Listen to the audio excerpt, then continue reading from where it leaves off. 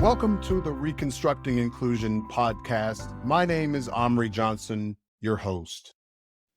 Season 3 of the Reconstructing Inclusion podcast will be focused on opening up dialogue about a way forward in the diversity and inclusion space that's focused more on who we are than what we ascribe to one another. It will be about shifting patterns and practices we've come to adhere to in the space, examining them with fresh eyes in the current climate, about principles the work has revolved around, and why and what principles we might need to consider anew. About exploring our thinking, how we are making meaning of our workplaces and the world around us in the most curious ways we can. How we listen with skill, openly learn, create the conditions that allow colleagues to know they matter.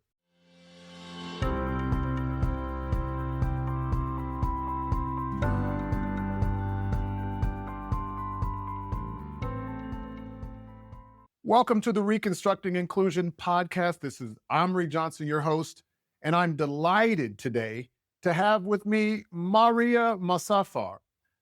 Maaria, welcome to the show. Oh, thank you for having me. I'm excited. Fantastic. So, Maaria, when we start on the Reconstructing Inclusion podcast, we make people answer 2 questions. The first question is about a favorite song. So what favorite song or movie do you go to over and over again? Song or movie that you go to over and over again for whatever reason. Okay. So there's quite a few that are my favorites, but I'm going to try to pick one that summarizes quite a few things about our story and where our conversation will lead. So there is an animated movie called The Fox and the Hound. I love that movie. An old one. There's a beautiful scene in that movie where, in the story, the fox and the hound have grown up to be best friends when they were young. Then the hound is trained to go after the fox. And as they grow up, they recognize that they are living different lives, even though they're completely the same as children. And there's a scene in that movie where the hound is hunting the fox and his owner is telling him to run, and hunt this fox. And the fox is running. And there's a scene where they're across a river or a lake and they see each other. And the owner of the hound goes, makes a remark like, "Did you find him? Because, he's supposed to get him now." And the hound just looks at the fox and the fox looks at the hound and they pass. He lets him go. So it's a beautiful, beautiful scene. I have my kids watch it all the time. I wish they made more animated movies like that, but it's such a powerful statement on who we are than what's ingrained in us. And then when we get back and we see each other, that's great. I love it. It's talking about it. I love it. And what strikes me, because I've been intentional for those that are listening, not introducing what Maaria is really on here for, which I'm going to get into, but that's a little bit of a foreshadowing of where we're going with the conversation, even though we're not going to go directly in there. So the second question is a book or a person that's influenced or inspired you personally or professionally through life or your career. There's 2, Malcolm X and Muhammad Ali. I think Muhammad Ali spoke about being truthful, being courageous, embracing his beauty, his courage, his God-given pride and human dignity. And he carried himself through his life in that. He was America's champ for that reason. It wasn't just because of his skills. He created a space for himself to be more than his talent, to be more than his skill. And I remember, you start out and you see his life, and the chant is, "I am the greatest, I am the greatest." And then he was obviously stricken by Parkinson's. And just the tenacity of this man to be able to say, "I thought I was the greatest, but God told me that he is the greatest." In that moment, that's how he took that on.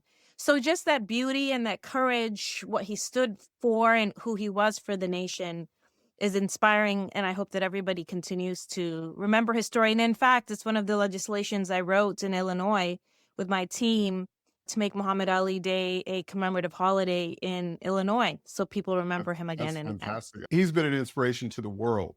So right, I know he's definitely been an inspiration to the United States, but really, I can say globally, he's been an yep, icon for the kind of speaking to injustice. And he had skin in the game.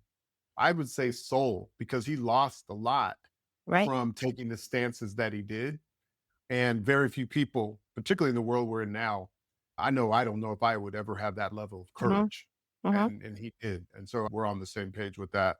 And also I've always been big having a kind of a reverence for Malcolm yep, or Haj Malik Al Shabazz. yep, And his daughter and I are friends. So I've hmm gotten a chance to see how he lives through her hmm as hmm well. So yeah, and um, people, I just want to say, people don't, they don't know all separate pieces with Malcolm X, but one thing that also stands out is intellectual commitment and curiosity in his lowest of times when he was in prison. I mean, it's really just flourished and took it on. So there's just so many lessons to learn from these two men. yeah, when we get into the conversation that's next, I want you to bring that back up inside of that dynamic of him and dehumanization and Mhm. how he began to see the world differently after he went to Mecca. Oh yeah, If you can bring that up, that would be great. So I yeah. gave you all a little bit of foreshadowing, but I want to ask a couple other quick questions before we jump in. You are a triathlete, and I don't have a lot of triathletes on the show. What got you into that discipline? What makes one want to do that? And what brought you there? Yeah, amazing. Thank you for bringing me back to that zone. It's a very specific zone when you're in the triathlon zone. I'll answer it very simply. The culture of being healthy, the culture of taking the body that you've been divinely given and trying to honor it, and then creating a culture within your home and showing your kids what you are capable of as their parent so they know what is capability, pushing yourself to that limit. That is and was my motivation, continues to be. Yeah, of course mom can swim, bike and run, but that moment when you're crossing the finish line, you're doing it for everyone around you. At least I was doing it for everyone around me to show them what's possible. I don't think you can inspire others, especially people that you want people to make change, unless you can do that in your own home. And I don't think you can inspire people without them seeing you struggle and work. So Absolutely. so Absolutely. you gotta show the work. You gotta show the 5 a.m. You gotta show what's possible. You gotta show that every turf is their turf. In fact, I had my daughter, who was very young at the time, do the child triathlon, and I encourage everyone to do it. I have no desire for her to be a global triathlete. That's probably not her dream at all. But what I wanted her to do is be out of her comfort zone at a young age and know that every turf is her turf. We need to raise kids to believe that, because we need them. No doubt, no doubt. That's a message to all parents, including myself, with a 6-year-old and two Well, 17-year-old twins as my stepchildren. So, Maria, the last thing I want to talk about, I'm getting some of what I'm talking about now from your last book, More Than Pretty: How to Live a Life of Substance in an Artificial World. We're not going to go into a lot of depth around it, but it's a worthwhile read. It's something that gives you a look into kind of the makeup of who Maria is and what her commitment is. And that's what we're going to jump in to now. But I want to ask you one more question that I think is quite pertinent to the conversation and has been a big part of my work in inclusion. You talk about the idea of interdependence toward the last part of your book. Tell me how interdependence has manifested in your work, life, purpose, how you see the world, and follow that up, Maria, with what you do and what you're working to create in the world. So, interdependence and how it applies to what you're creating in the world. So interdependence means that we need each other and we rely on each other to be able to get where we want to be as a world. I would sum it up in a phrase. I would say, I don't like to pass the buck. I don't think anyone should pass the buck. I think if we see something that we can have an impact in, if we can better a situation, improve a condition for somebody, for a community, or even for ourselves, because you got to start with yourself too. My mom always taught me this, that don't rely on people who can't help themselves, right? Look at their life first, see where they are, and then ask them for help. So you got to fix yourself. But then you have to extend that ability to help others. And so I do believe we are supposed to be interdependent. I do believe that we are all here for a reason, and we come with skills and talents and different levels of privilege or lack of privilege to give us empathy and mission and humanity. And all of that is supposed to go together, but we have to be awake to that. So that's where I stand on interdependence. As far as what I do, thank you for bringing up my book. I wrote that book to inspire people, encourage people to move away from distractions and focus on creating a life of substance, because I think that is what's actually going to change conditions in the world. I think there are forces to distract you, to make you believe that you need more, that you need to buy more, that you're not good enough. All those messages are money-making messages. But if you create a life of substance, you're able to recognize them as not serving you. But as an attorney and a mediator, I write legislations. I draft legislations about issues that I care about. And I believe that you have to do both to be able to change conditions as an attorney. You have to change laws. You have to create the world that you want to see, and you also have to change hearts. And I think that mediator aspects of me and my training in mediation really helped me in that whole process, because when there's large stakes decisions and you want to persuade a legislator to vote on your bill or even take your bill on, you have to be able to speak to hearts and break down things that are common sense, things that are truth, that are getting buried under propaganda and political agendas and money-making interests. So you have to get back to the truth. And then once you get back to the truth, you can start changing people's minds and you can start changing conditions. And so that's what I do. And I want to make sure that we encompass humanity and human first policies in our world, no matter what those policies are, foreign or domestic, because that is the essence of who we are. It's not always about right and wrong and who broke the law and who didn't, because there's always two sides to the story sometimes, right? But it's how we Sometimes three. Yeah. sometimes three. But it is critical to recognize that there should be a code of conduct, a code of values, a Yeah. code of Now, morality. I'm going to interject for a second, because that's seemingly different now in the past 6 months than what we're accustomed to when it comes to the law, to the courts, to legislation. It sounds like you do quite a bit both in state government, but also, of course, that can influence more federal policy. When you talk about using legislation to reaffirm our humanity or to reaffirm belonging, how has that shifted in your experience given the current tenor in the country? So let me say this. First of all, I do state and federal. And I will say this. It's very easy, and I can take that into this direction. It's very easy to politicize the condition that we're in. But the reality is, I've been writing legislations for about, 15, 16 years now. There have been different administrations in the White House, and there were policies that were not humane. There were conditions that were not humane, irrespective of who was in the office. I think what's critical right now is to recognize that the policies that are being implemented, they're only being implemented if there is a desire and a will from the people to see it be implemented in a certain way. So we can't absolve ourselves from that responsibility. There are vacuums that were filled that shouldn't have ever existed, right? There were people neglected that were taken advantage of in political game. So this happens all the time. And it's not the elected officials that it's very easy to point to that, but I always focus on policy, and I always focus on, well, where were they?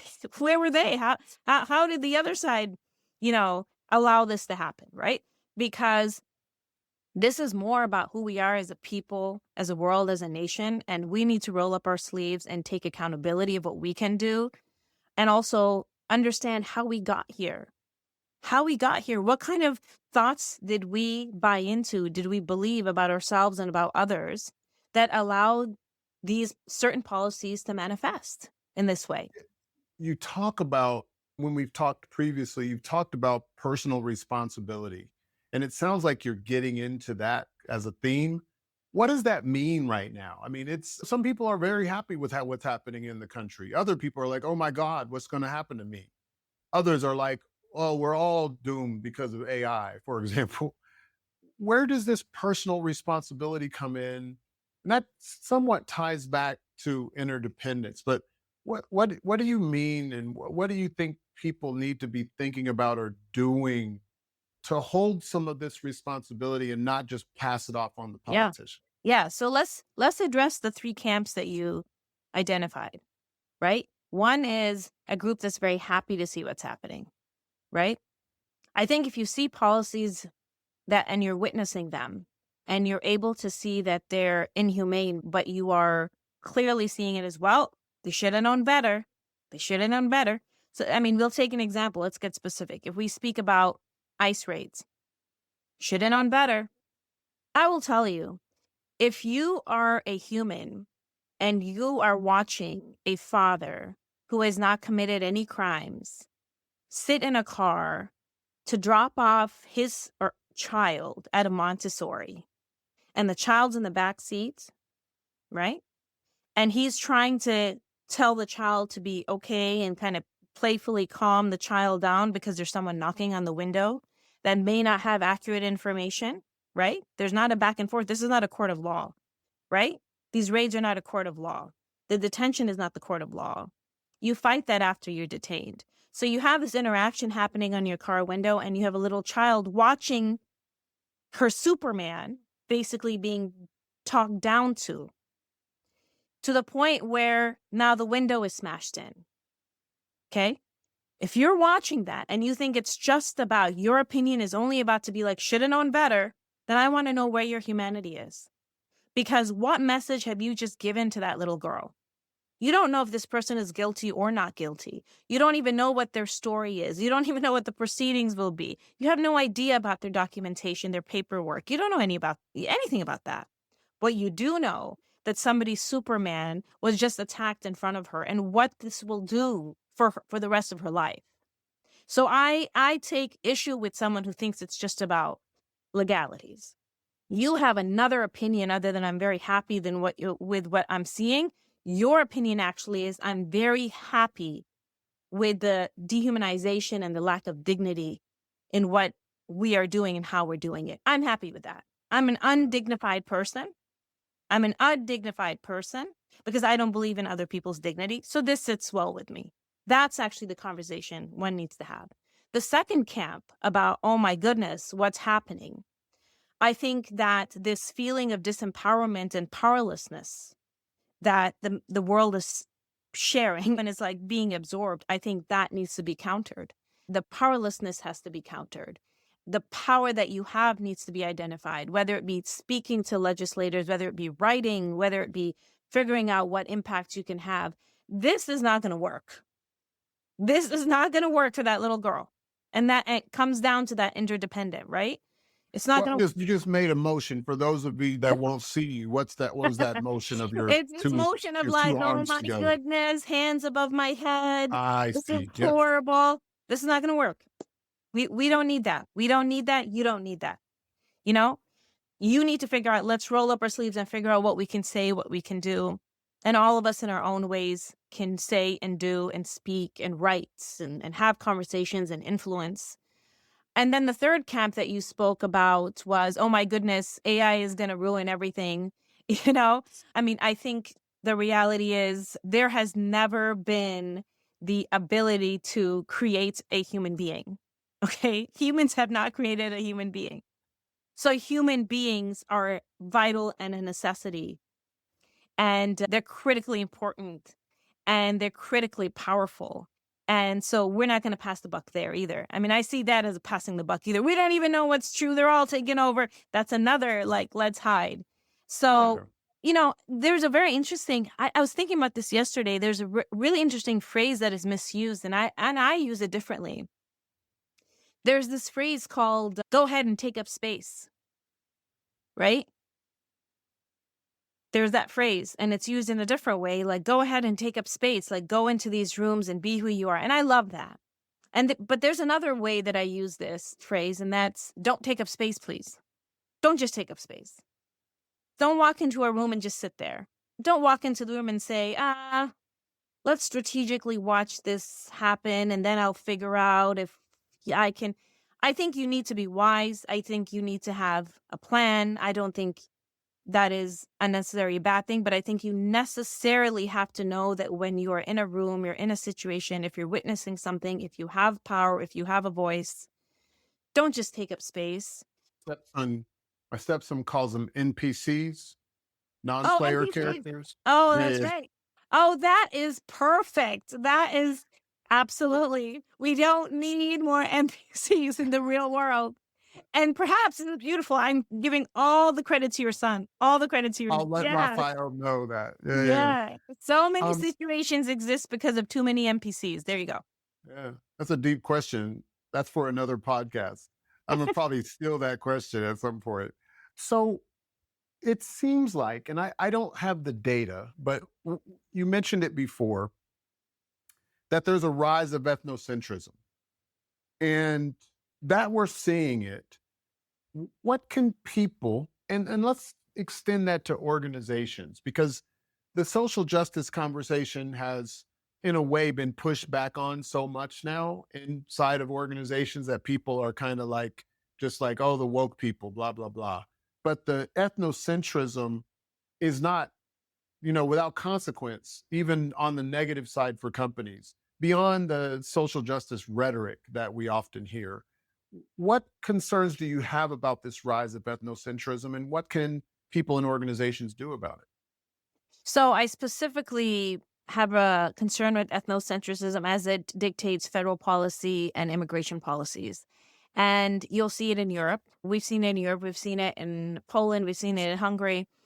And we see parts of it in UK. And it's the argument that the multicultural, diverse character of a nation is causing problems. And we are all not supposed to be together, actually. There are too many cultures, there are too many languages, there are too many faiths, and it's butting heads. So it's better to just streamline what we want and who we are and keep it simple. And that results into immigration policies as well. And another term for that is ethnocentric immigration policies to halt demographic change. That's really what it is. So I want us to use the right terms to be able to understand what that means. And it ties us back to the idea of interdependence and why I believe so strongly in it. Because I come from a faith tradition where we are taught that God has created us in nations and tribes so we may know one another. Okay? So I believe we are supposed to be knowing one another and learning from each other and the beauty of all of those differences. So if I believe that to be true, for the human experience to be true, for our children to be able to experience a diverse global community, then the ethnocentric legislations that are trying to limit a global experience for our children is a disservice to the population. And I think it's also very critical, and I say this as a legislative drafter and a policy person, I'll put that hat on, is that we have to be very specific that we address the facts and address the propaganda and the misinformation and the false narratives and how false narratives and propaganda are used to misinterpret facts or even so much the facts to be able to reach the policy of ethnocentric legislation and a environment where people are not living within a global community, right? Maaria, I'm going to interject here. I think most of us are getting the message that what we're seeing or hearing in social media and politics, at best cloudy, right? It's not always the full story of what's actually going on. How do you get to like cutting through the rhetoric so you can get to that heart of that truth that is universally applicable when we really think about it? Because the way it occurs to me right now is people think they're losing something because of that so-called diversity or the notion of interdependence or a multicultural, multi-tribal, multi everything society. People feel like there's a us, them, there's a loss as a result for them people being in our space, whatever it is, country, city, nation. How do you break through that? Because when you start talking about legislation and swaying a politician to take it on, they're listening to their constituents. Everywhere in the world that's happening. That's democratic, at least. And to some extent, even the non-democratic states, there's some influence there.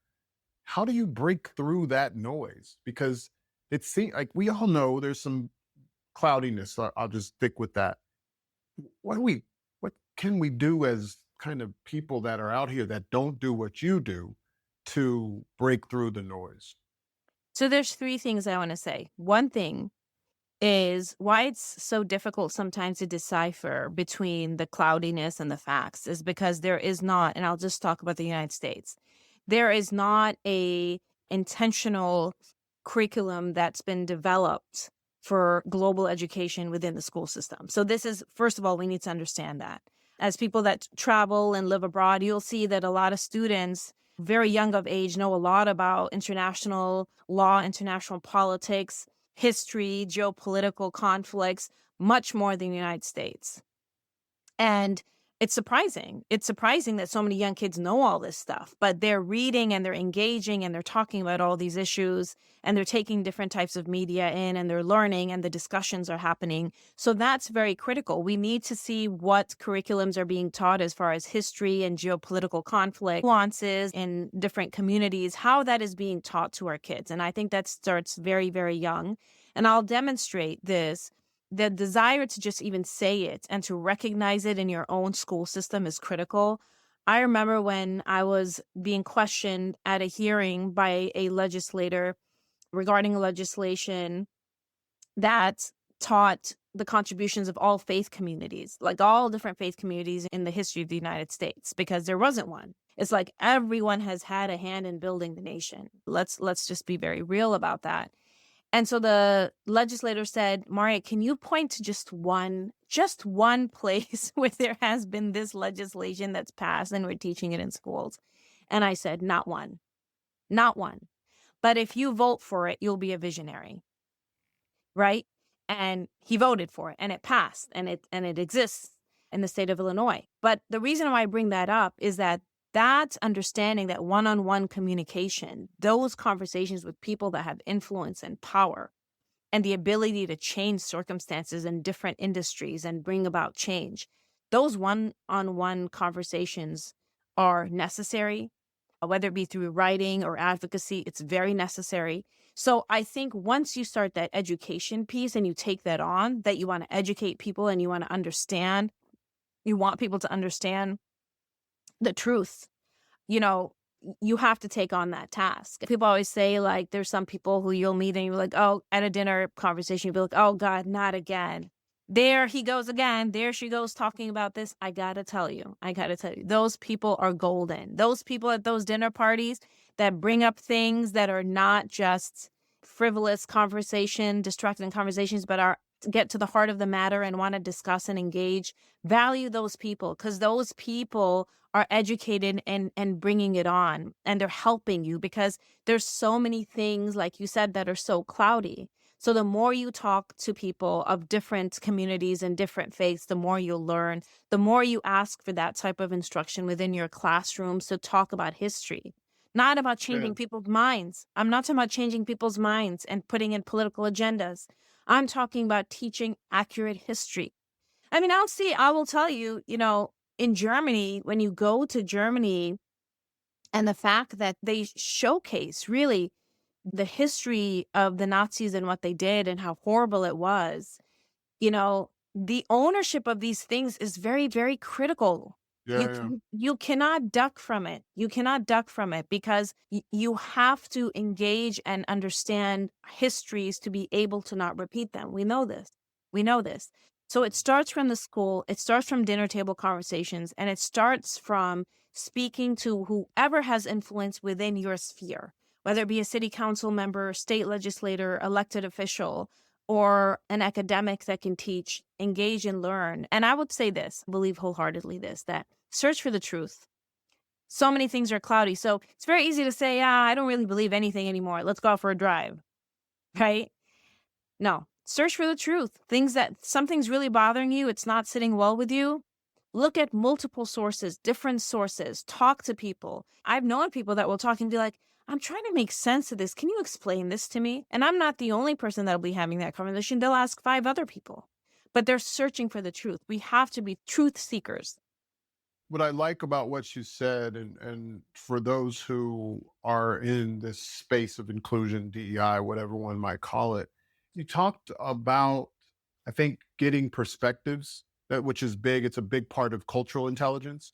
So, perspective getting and taking. You talked about a certain level of discernment and understanding and deepening context, developing your knowledge base. You basically summed up CQ, or cultural intelligence, without saying the words. That was great. And the other one that's big for me when it comes to inclusion, this idea that you're willing to be influenced by the so-called other. And I put other in quotes because I think we there is no other in this interdependent world that we're in. Right. Right. But I think the willingness to be influenced, and you said you don't have to change your mind.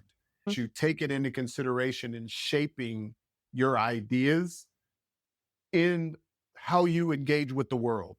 So Mhm. you don't have to agree, you don't have to change sides, but you take things into consideration enough to say, maybe that's a worthwhile idea for me to incorporate into how I see the world, how I act in the world, and what I believe in this world and about people.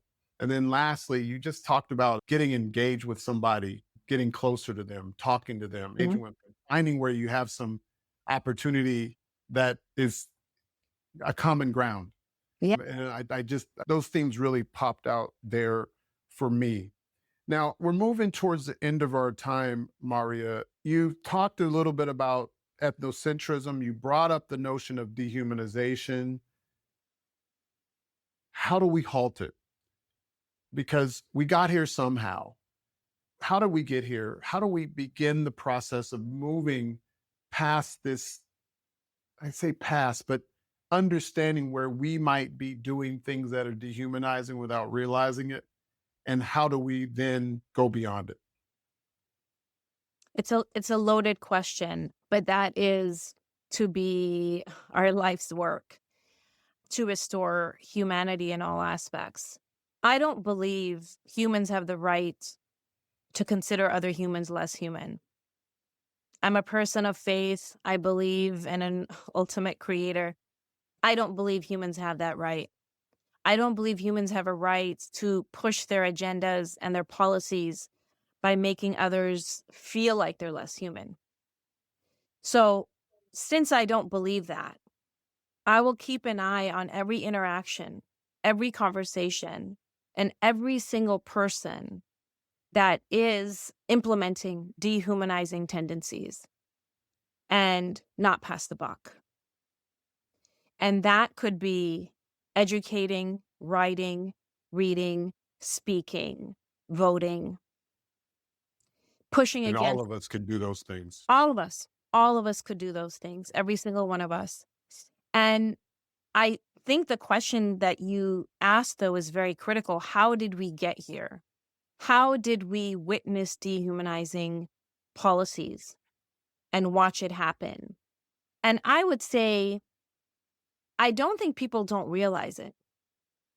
I think that is an assumption we're making to protect ourselves. Okay. I didn't really realize that. No, I think What you didn't do, when doesn't do, is really sit in what they're watching and feeling.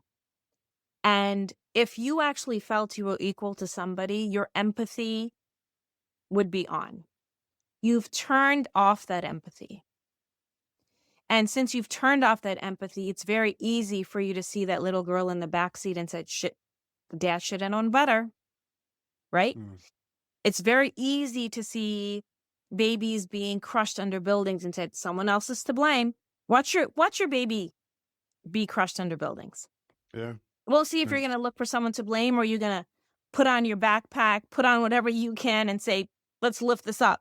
That's what you do. Let's lift this immense block up. So we have turned off our empathy. We have figured out it's more important to blame someone, and we've passed the buck. That's how we got here. So we have to reverse. Yeah. We have to search for the truths. We have to understand that there's a line that you will not cross, a line that dehumanizes and takes on the task of making other people feel less human. We've taken that on. Don't take that on. Take the opposite on. Good. And do I think we can halt it? Absolutely, we can halt it. Is it intrinsic to human nature? No. But is there an element in human nature that will allow it? Yes, we're witnessing that. And we witnessed that in the creation of the Constitution. We witnessed that with slavery. People had the capacity to believe that. I think when we talk about dehumanization, we're talking about protecting our own humanity. Once we have allowed it, we cannot call ourselves human. We can call ourselves subhuman, to be honest, because empathy and recognizing humanity is such a human piece. And to strip ourselves away from that is the biggest disservice I think we can do to the world.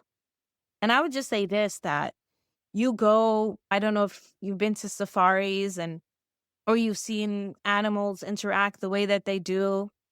I remember that there was a bird's nest in my bedroom window, and my kids got to watch the eggs hatch and they become little birds. It was beautiful to see. We were lucky to see it. And, maybe dad bear went to get the food and the mom bear used to keep them warm. I'm not sure. I'm just assuming. But my kids saw all of that. And storms came. And I remember there was a storm. There was heavy rain. The nest never moved. The babies were not harmed. And there was protection, and there is protection, and they took responsibility to protect each other. That's a very human aspect, to protect one another. So how is it possible that animals are able to do that for their own and humans are able to discard? It's baffling to me. And I think that it's not enough for it to be baffling to anyone. I think it's enough for us to take that wake-up call and look at the current headlines in every aspect, globally and locally, and as an individual, become a person of impact and take on that task of ending dehumanization. Thank you for that, Maria. You spoke to a certain moral clarity, and I think that's something that deep down in our heart of hearts we have. Are we willing to look into it when things get difficult? Are we willing to, when it seems like there's a lot of complexity and uncertainty, still tap into that and use my favorite hashtag is, do we still choose humanity at that point? Even when it feels, ugh, I don't know what this is like, how people will respond if I respond this way. But that moral clarity says, I'm going to respond to that, not to what I'm worried about in the outside world. And that's hard today. And It's hard.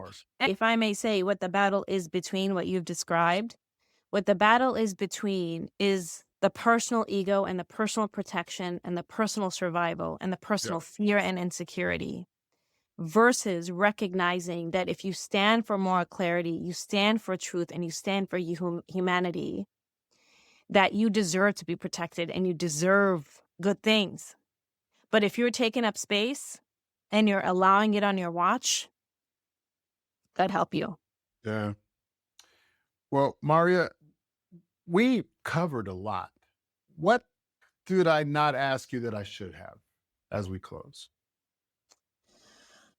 Gosh, I think we had a great discussion. I would say if someone was to believe that they cannot change something as an individual, what I would say to them.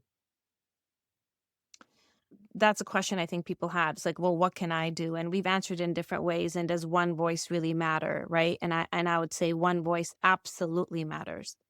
And I would look at individuals that anybody finds inspiring and understand that they were all one individual. Right. We talked about Muhammad Ali, right? He just made the decision, right? He made the decision. I want to not go to Vietnam. He made that decision. He made it very clear. Malcolm X decided in prison, I want to study and read and figure out how did this all happen, right? So it's that one micro decision that you make in your life as an individual that you take on. And that one decision results in opening the doors of you becoming a person of impact. And it doesn't have to be huge impact. It could be seeing that a neighbor is being treated badly and stepping in. I mean, please understand for your audience and everybody else, I see a lot of hate crimes and I see a lot of discrimination cases. And there's a lot, and I would take your son's quote. I mean, there's NPCs, there's plenty of NPCs. And so lives can be saved by one little action, by you stopping and saying, hey, everything okay here? That's all it takes. Everything Yes. okay here? Yes. Right? You don't know. You just don't. I've seen so many stories where lives have been saved because one person decided to step in, take a look, pause, knock on a door, check in on somebody. So just be that person and don't pass the buck, because that one person, you as an individual have so much power that you could cause a domino effect. You could cause a domino effect. Maaria Mozaffar, I sincerely appreciate you, lawyer, author, I think voice for impact. I appreciate your time. It's I been a appreciate delight. I'm so honored, and I appreciate, well, I'll sincerely say this. I sincerely appreciate your question of such thoughtfulness and nuances. And I hope that the audience shares in the cadence that we've had in this conversation and repeats it with other people. And I thank you so much. Thank you. Thank you again. Folks, I hope this was helpful. Make it a great day. Peace.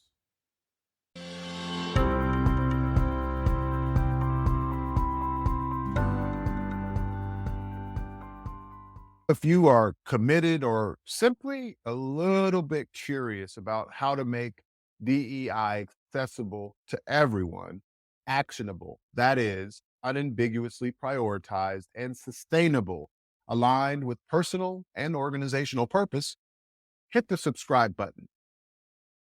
Make it a great day. Peace.